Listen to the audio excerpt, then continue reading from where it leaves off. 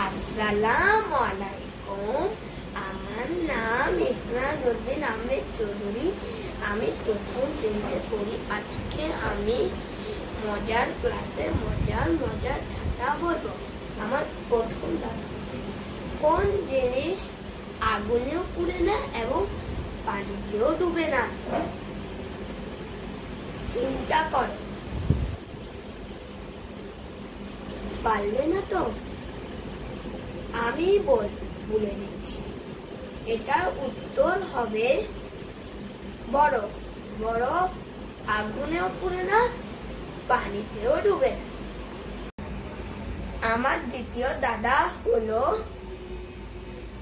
আমি একটি ফল, আমি একা থাকি না, আমি কখনো সবুজ বা কখনো কালো। বলো তো আমি কে?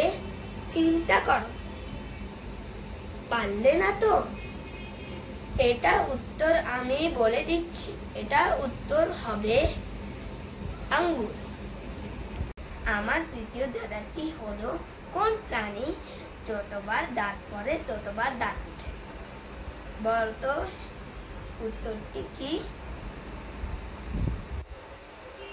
চিন্তা করো। পারলে না তো? উত্তরটি আমি বলে দিচ্ছি, এটি হবে কুমির।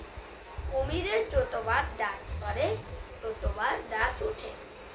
আজকে দাদা এখানের মধ্যে শেষ বন্ধুরা। পরের ক্লাসে আবার দেখা হবে। আসসালামু আলাইকুম।